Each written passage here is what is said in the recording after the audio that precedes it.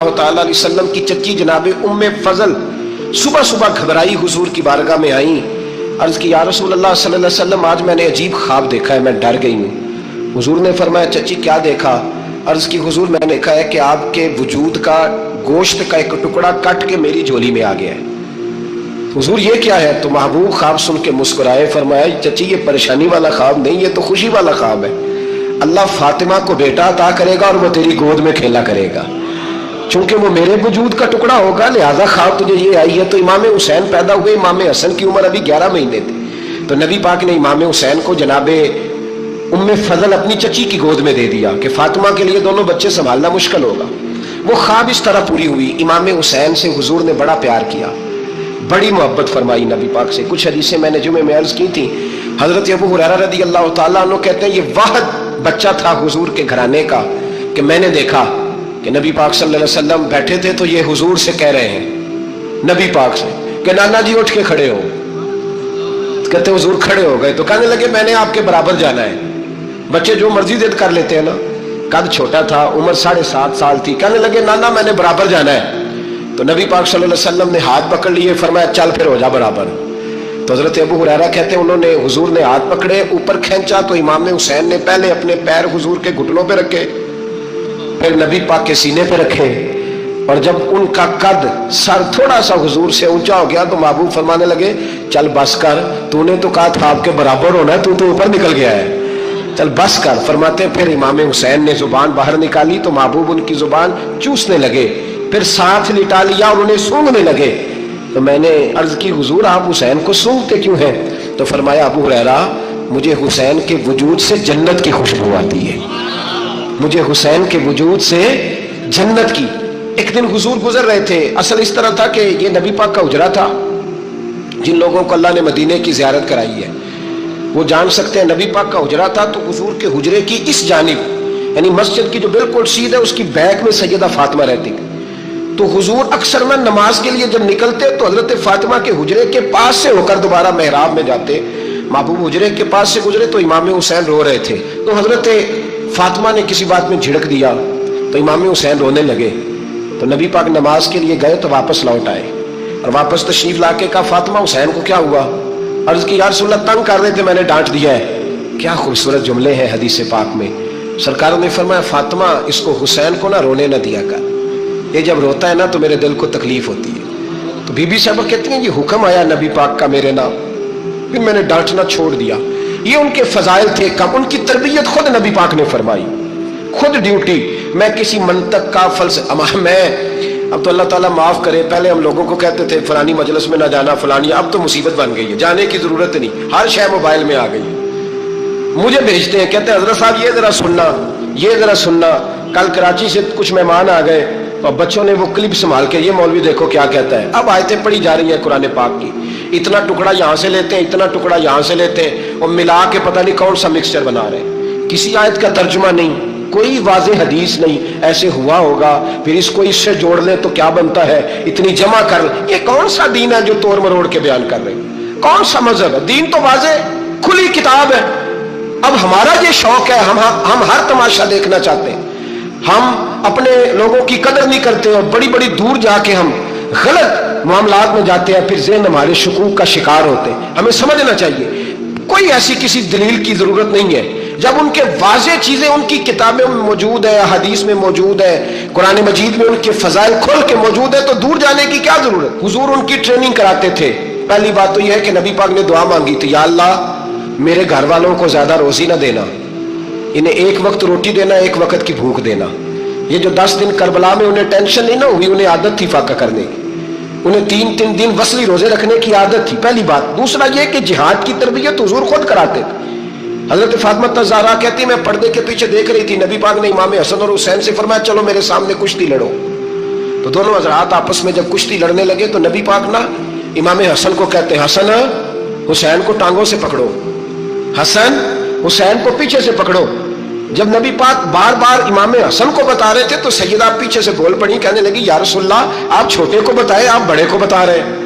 बड़ा तो पहले 11 महीने बड़ा है, तो आप छोटे को बताए बड़े को बता रहे। तो फरमाया फातिमा तू चुप करना, जो मैं देख रहा हूं तू नहीं ना देख रही। एक को मैं बता रहा हूं, दूसरे को जिब्रील अमीन बता रहे हैं। تو یہ حضور نے اپنے من الشیطان الرجیم بسم اللہ الرحمن الرحیم قل لا اسألکم علیہ اجرا الا المودۃ فی القربى صدق اللہ العظیم وصدق رسولہ النبی الکریم ان اللہ وملائکتہ یصلون علی النبی یا ایہا الذین آمنوا صلوا علیہ وسلموا تسلیما اللہم صلی علی سیدنا و مولانا محمد معدن الجود والکرم وآلہ وصحبہ وبارک وسلم۔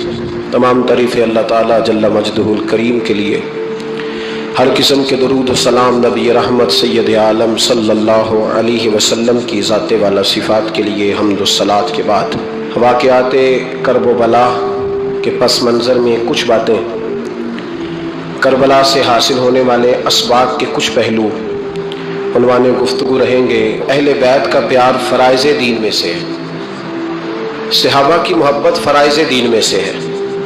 اس طرح نماز پڑھنا فرض ہے، روزہ رکھنا فرض ہے، حج کرنا فرض ہے، زکوٰۃ دینا فرض ہے، استطاعت ہو تو حج کرنا فرض ہے، اسی طرح ابو بکر صدیق سے پیار کرنا بھی فرض ہے، جناب عمر سے محبت کرنا بھی فرض ہے، حضرت عثمان کی عقیدت بھی فرض ہے۔ اور نبی پاک نے فرمایا علی سے پیار کرنے والا مومن ہے، اور فرمایا بغض علی نفاق، اس کے سینے میں علی کا بغض ہو وہ منافق ہے، وہ منافق ہے۔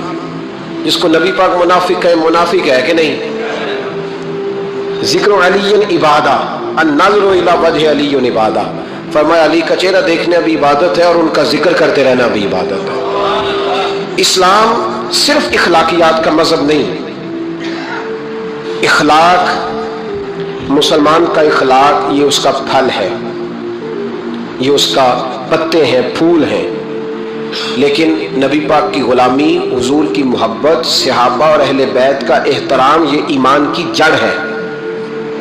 جڑ مضبوط نہ ہو تو نہ پھول اگتے ہیں، نہ پھل آتے ہیں، نہ ٹہنیوں پر کوئی پتا آتا ہے۔ جڑ کا مضبوط ہونا بڑا ضروری ہے۔ ان محبتوں کا سینے میں اٹھنا، پہلا پہلو آج کے موضوع کا اس کو ذہن میں رکھیں، محبت کا جوش مارنا، محبت کا جوش مارنا، پیار کا بڑھنا، طبیعت میں ذوق پیدا ہونا، یہ ایمان کی علامت ہے۔ یعنی حضرت عمر کی بات سن کے دل کا ٹھنڈا ہونا ایمان کی علامت ہے، اور امام حسین کی بات سن کے طبیعت کا سکون میں آنا یہ ایمان کی علامت ہے۔ حضرت فاطمہ الزہرا کا ذکر ہو اور وجود کے رونگٹے کھڑے ہو جائیں، طبیعت پہ کیف طاری ہو جائے، سیدہ زینب کا تذکر آئے تو آنکھوں میں آنسو چھلک پڑے، یہ ایمان کی علامت ہے۔ انسان کے وجود پر اثر ہو، لیکن جو آدمی کچی کچی باتیں کرے، کمزور کہانیاں سنائے کہ نہیں جی وہ ٹھیک ہے، اہل بیت ہی اصل تھے، سارا کچھ وہی تھے، صحابہ بس وہ، بھائی جس آدمی کے پیچھے مولا علی نماز پڑھتے ہیں وہ بندہ تجھے قبول کیوں نہیں؟ جس ابو بکر صدیق کے پیچھے وہ نمازیں پڑھتے ہیں تجھے کیوں نہیں قبول؟ جس عمر کے وہ مشیر بنتے ہیں تجھے کیوں نہیں حضرت عمر قبول؟ اور جس عثمان غنی کے بارے میں مولا علی کی یہ رائے ہے کہ امام حسن اور حسین کو تلواریں دے کے حضرت عثمان کے دروازے پر کھڑا کر کے کہا بیٹا یہاں کھڑے رہنا، کوئی دشمن عثمان کے قریب نہ آنے پائے، تو جس عثمان کے حضرت علی محافظ ہے تجھے وہ عثمان کیوں قبول نہیں؟ یاد رکھو، ہم لعنت بھیجتے ہیں فرقہ واریت پر، امت کو تباہ کرتے ہیں وہ لوگ جو فرقہ واریت پیدا کرتے ہیں، لیکن آپ کو بتاؤں جس جماعت سے آپ کا تعلق ہے نا، اس جماعت کی امت مسلمہ کو ضرورت ہے۔ قیامت بھی 10 محرم کو جائے گی، جمعے کا دن ہوگا، تو میں آج دل کو حاضر ناظر رکھ کے، اپنی طبیعت کو حاضر پا کے باشعور آپ کو کہہ رہا ہوں، جاگ کے سننا خدا کا واسطہ، آپ اس جماعت سے تعلق رکھتے ہیں، اگر کافر کے سامنے اسلام کا کوئی چہرہ پیش ہو سکتا ہے تو صرف سنی کا چہرہ پیش ہو سکتا ہے، ختم ہو گئی بات۔ ورنہ کوئی صحابی کا بھی ادب ہے، کوئی اہل بیت نبوت کا، آج مجھے کہہ لینے دو، کھل کے کہہ لینے دو۔ لوگ دلیلیں دیتے پھرتے ہیں، کہتے ہیں جی ایک وہ پینٹ کوٹ والا مولوی ہے، اس نے اینک بھی لگائی ہے، داڑھی بھی رکھی ہے، پینٹ کوٹ بھی پہنتا ہے، اس نے جی 1500 بندہ ایک دن مسلمان کر دیا، ایک دن 1000 مسلمان کر دیا. پر پتہ وہ بدبخت کہتا کیا ہے؟ وہ کہتا ہے امیر المومنین یزید رضی اللہ تعالیٰ عنہ. میں کیا کروں اس کے 1500 مسلمان کو یا 2000 اس کے کلمہ اور وہ جی بڑی دلیلیں دیتا ہے. وہ دلیلیں سنبھال کے رکھے, وہ دلیلیں جو جی بڑے لوگ اس کے ساتھ ہوتے ہیں. تو کربلا کے موقع پر زیادہ لوگ یزید کے ساتھ تھے, زیادہ لوگ. ہم کثرت کے قائل نہیں, ہم حق کے قائل ہیں. ہم اب چھوڑ دو بات, دلائل کی طرف آؤ. عجیب تماشا ہے. اور ایک مولوی صاحب اس کی حمایت کر رہے تھے, کہتے نہیں بندہ ٹھیک ہے, وہ بھول گیا تھا, اصل میں قصور عبید اللہ ابن زیاد کا تھا, اصل میں غلطی عمر بن سعد کی تھی, تو یزید کو زیادہ الزام نہیں دینا چاہیے. میں نے کہا بڑی تمہاری قریبی رشتہ داری ہے یزید کے ساتھ, تو اللہ سے دعا کیوں نہیں مانگتے کہ تمہارا حشر یزید کے ساتھ کرے؟ مانگنی چاہیے نا دعا. کیا خیال ہے آپ کا؟ ہم الحمدللہ جمعے والے دن مسجد میں بیٹھ کے دعا کرتے ہیں, یا اللہ ہمارا حشر امام حسین کے غلاموں میں کرنا. تو بھی کرنا جرت کر, جرت ہماری جرت دیکھ. ہم یہ نہیں کہتے ان کے ساتھ کر, ہم کہتے ہیں یا اللہ ہمارا حشر ان کے. ہماری جرت دیکھو, ہم ان کے غلاموں میں, قدموں میں, نوکروں میں بیٹھنے کو وہ دعا مانگ رہے ہیں, یا اللہ ہمارا ان کے غلاموں میں, غلاموں کے. تو بھی جرت کر دلیری, کر جرت, کہ یا اللہ میرا حشر یزید کے ساتھ کر دلیری. اگر اتنا ہی اچھا تھا تو بے شرمو اتنا ظلم نہ کرو, اتنی زیادتی, اتنا ظلم نہ کرو. یہ ظلم ہے. امام حسین جمعے والے دن خطبہ پڑھنے لگے, جمعے سے پہلے امام حسین نے خطبہ پڑھا, اور آپ نے ایک جملہ کہا جو ہمیشہ یاد رکھا جائے گا. آپ نے فرمایا یزید کو جا کے بتا دو کہ مجھ جیسا تجھ جیسے کی بیعت نہیں کر سکتا. او کیا فکرہ ہے امام علی مقام کا. فرمانے لگے مجھ جیسا تجھ جیسے کی بیعت, اور آپ فرمانے لگے بتاؤ اس وقت پوری دنیا میں کوئی نبی کا نواسا موجود ہے میرے سوا؟ حضرت آدم سے لے کر مصطفیٰ کریم تک اس وقت پوری دنیا میں کوئی نبی کا نواسا ہے؟ اور فرمایا اگر میں ہی ہوں پوری کائنات میں. لوگ کہتے ہیں فلانا علامہ صاحب کی تبلیغ بڑی ہے, ہم سے بڑا کون ہوگا تبلیغ کی بات کرنے والا؟ لیکن ڈرو اللہ سے, ڈرو, گمراہ نہ کرو قوم کو. یہاں تباہی اتر گئی ہے, کوئی بڑی داڑھی رکھ کے معاذ اللہ تعالیٰ اہل بیت کے بارے میں بکواس کرتا ہے, اور کوئی بالکل داڑھی مڈا کے ننگا سر کر کے ممبروں پہ ناچتا ہے اور صحابہ کے بارے میں بکواس کرتا ہے. میرے مصطفیٰ کے پاس اگر ابو بکر آئے ہیں تو وہ بھی شان والے ہیں, اور اگر بی بی عائشہ صدیقہ ان کے بستر پہ رہی ہے تو وہ بھی شانوں والی ہے.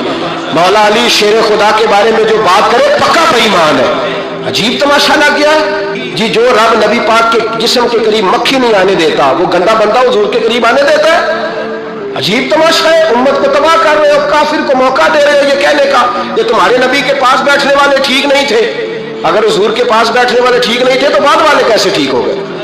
تو یہ باز آنا چاہیے ان بے شرموں کو. یہ امت میں تفرقہ ڈالتے, بے حیائی کرتے. سنو یاد رکھو, حضرت امام حسین نے خطبہ پڑھا نا جب جمعے والے دن, فرمایا مجھے پہچانو تو میں کون ہوں؟